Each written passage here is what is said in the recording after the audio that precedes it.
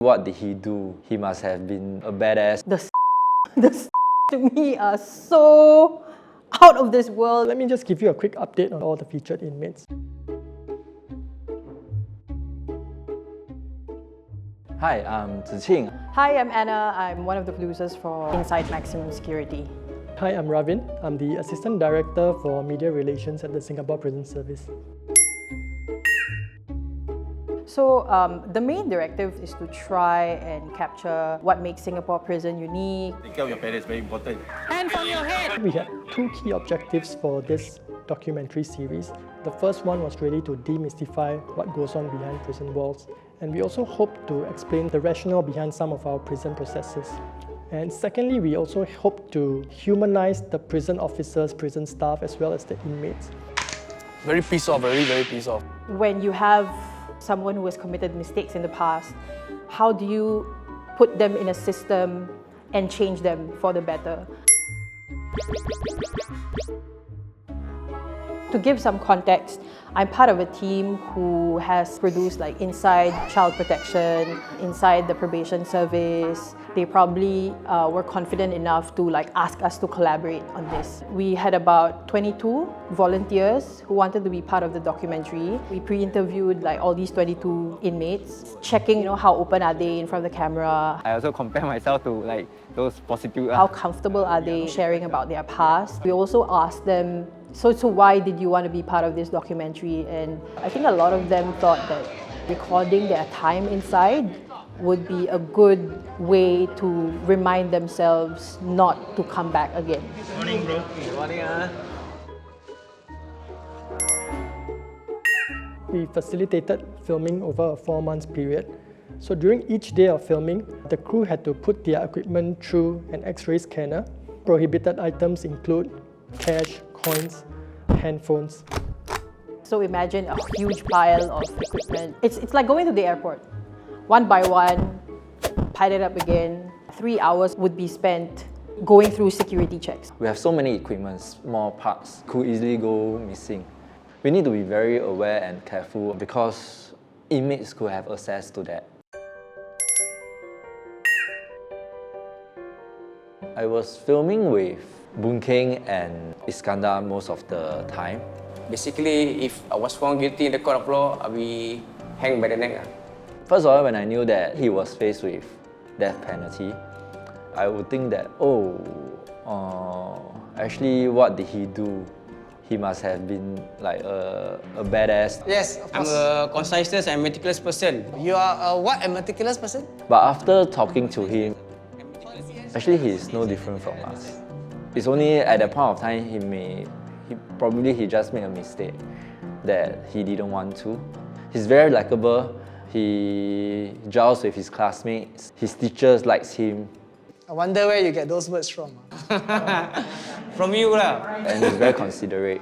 So whenever we had to film him, he would come to us and say, hey, can we try to reduce any inconvenience to my cellmates? The first interview that I have with Kai, he said these lines, I'm a bad person. I feel I'm a bad person. I hurt her, I failed my father, I'm failing my mother as well because I don't know where she is, I don't know how she's doing. I have to accept this is my punishment. So the first time you meet them, you feel like there's a huge load on your shoulders. It was so heavy, it was so emotional that it can catch you by surprise. I felt that they are very real from the first day where they show me how they are. And I think part of the reason why they are so open is because they have regular classes with the counselors, and in these classes they are encouraged to share about the difficulties that they have emotionally, psychologically, mentally, financially. Everything is laid out on the table. Would that be something that you would be doing next time? To be honest, no. Because it's too detailed. Too detailed? It might trigger other things. Inmates, their lives in prison run by schedule. Right now, the time is 2 o'clock. Okay, your yard is 2 hours. When it's time to exercise, they have to exercise because it's the only time of the day where they can go to the gym and interact freely with their mates. TV time also is very precious, so we have to respect that. For Grayson, you cannot bother him when it's yard time. You can film him, but you can't do a lot of like the talking because you would be disturbing his high intensity training. For Kai, he was very protective about his TV time because he's a very visual person. He likes seeing images of the outside world, and to him that calms him. Baik, sihat. Alhamdulillah. Dah makan belum? Belum, aku belum makan lagi. He would always ask us, what did we have for lunch? Or what did we eat the day before? They were really more interested, I guess, about what's happening outside. Oh, that time was COVID. You can walk lah. So they were really asking like, is it that bad out there? They were really scared of getting COVID. Yeah. I think a lot of people commented, how can a prison be so clean? You saw Rusdi, right? When he moved to another cell, the inmates clean the environment that they're in. I mean, who would not, right? You're there 24/7 on weekends. For 48 hours, knowing that your perimeter is only this much, it really disturbs the mind and the body as well. So they're very anal about cleanliness. So every time I film, I make sure that I tell the cameraman, the soundman, please take off your shoes. Yeah, and I always watch because it's very important to them. Yeah. Another interesting thing that happened was after 4 days or so of filming, you would start noticing weird things about yourself. Like you would start to dread. I've been filming for 10 years, but when the shoot ends, right, you actually catch yourself breathing a sigh of relief, like, I'm out. I really think it has something to do with the place. I think it's the whole system of keeping you in. It's more psychological, not physical. I think one more thing, you also lose your sense of smell. I don't know if it happened to the other producers, but for example, if you're used to using a perfume once a day, maybe one spritz. While I was filming in prison, I feel like I had to really pump a few more just to smell it, which is weird. So when Kai mentions that Prison uni can smell like walls. I really think that's a very accurate description of prison, yeah.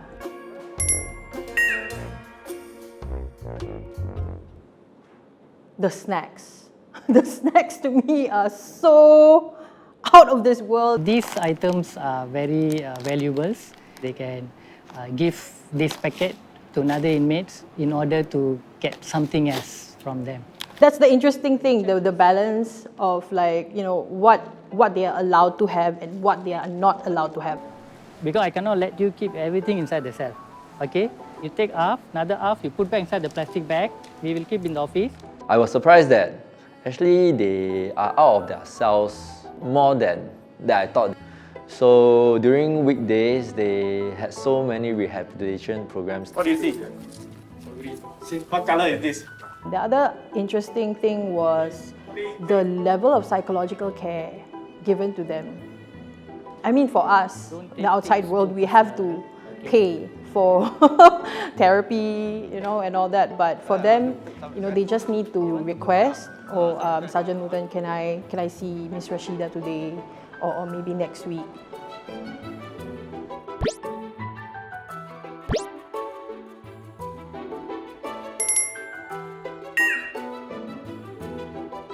We expected it to be relatively popular, but we didn't expect it to be this popular because there's this natural curiosity about what happens within the very unseen world of the prison system. We didn't expect people to be so invested in the stories of the inmates. Hey, where's episode 2? Hey, when are the rest of the episodes going to be uploaded? I'm waiting. Yeah, so that was interesting. The inmates have seen the documentary series. They are very glad that their stories were shared with the general public, and they are very happy that the response has been very positive. It's nice to know that people have a a newfound appreciation for the kind of work that you have to put in, as a prison officer. And a lot of people actually like, Sergeant Mutton. I hope he gets a raise. Our problem you need to drink, no need to how to drink. 90% case of people imagine 1 week or 2 4 times, 16 times, times 6 months, and you're going to stay here 96 times, I will get diabetes. Yeah, I agree with the comments. I hope he gets a raise. Yeah. While the comments were predominantly positive, what actually struck me was that there were a group of people who felt our prison system wasn't effective because all the profiles had multiple incarcerations prior to this.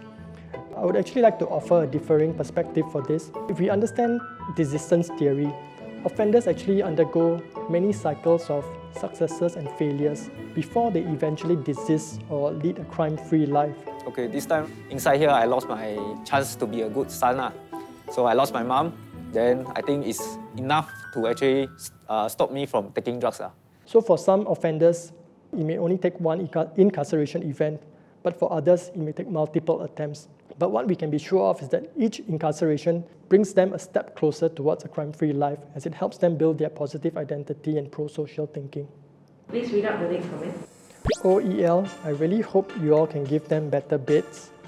Mammoth 23, prisons in Singapore seem much more humane than those in the US, even though they don't have a bed in their cell. The non-provision of beds in our cell is part of a long-standing practice to keep our prisons spartan and sufficiently deterrent so that inmates are no better off than people in the community. But that being said, inmates who require beds for medical reasons or for assisted living will be provided one either in our medical wards or in housing units which have facilities for assisted living. Tomboy Raider 101, pleasantly surprised by privileges, use a tablet for 1.5 hours every day, get to write letters with 8,000 characters and counselling services. They get to write electronic letters to their families as well as receive electronic letters from their families. So this is a very important process of keeping in touch and keeping family ties strong. This tablet also serves other rehabilitation functions. For instance, there are electronic books that they can read. There are educational games that they can play as well. So through the use of such technology, it frees up our staff's time. They can engage the inmates more purposefully, and this leads to better rehabilitation outcomes. Providing inmates with such electronic tools also helps those, especially those with very long sentences, get accustomed to modern technology. So this helps them not get a culture shock when one day they are released. Lion City. This is a wonderful documentary with emphasis on the emotions of prisoners and above all the compassion of the prison officers. It must be mentally tough for the officers, the teachers and psychologists too. Working in a prison environment is both unique and challenging. The main reason for this is because the inmates that we manage come from different backgrounds, different life experiences, different educational qualifications. So we cannot adopt a one-size-fits-all approach in their management. At work, we wear many different hats. We can be disciplinarians, we can be mentors, we can be teachers. But at the same time, when incidents such as fights occur, we also need to quell these incidents professionally.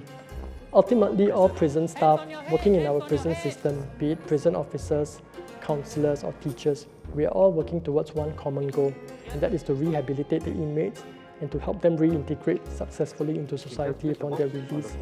And this is why we call ourselves Captains of Lives. Butterfly 90, I hope the prison officers could help to convey to the featured inmates how many people are deeply moved by their stories, and we are all rooting for them. James Stone, to all inmates who are released this year, I hope you stay on the right path, from England. So while inmates are in our custody, we provide them with the necessary programs to help correct their antisocial thinking and behavior. And even when they are released into the community, we provide them with some structured support at the first instance. But over time, the real challenge really starts when this support structure cease to exist. So without work, definitely my money also facing issue. So that is where all my negative and crime mindset come in.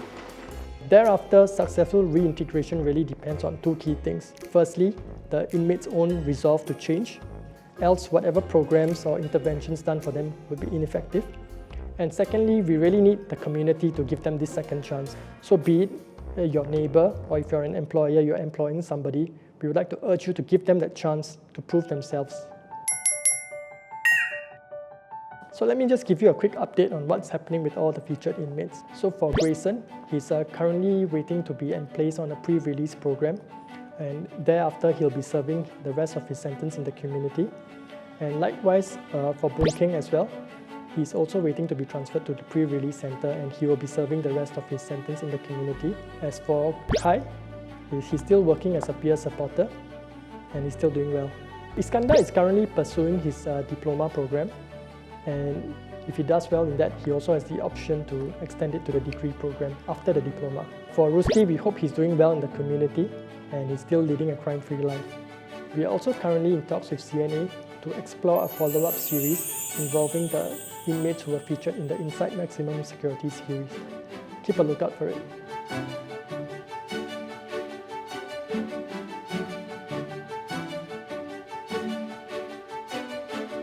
My colleagues working in the prison service do a lot of fantastic work, and we are supported by a very dedicated pool of volunteers and community partners. So to learn more about what we do and to hear more inspiring stories, please follow us on social media. Thanks for watching. Check out the rest of the videos from CNA Insider. Please subscribe.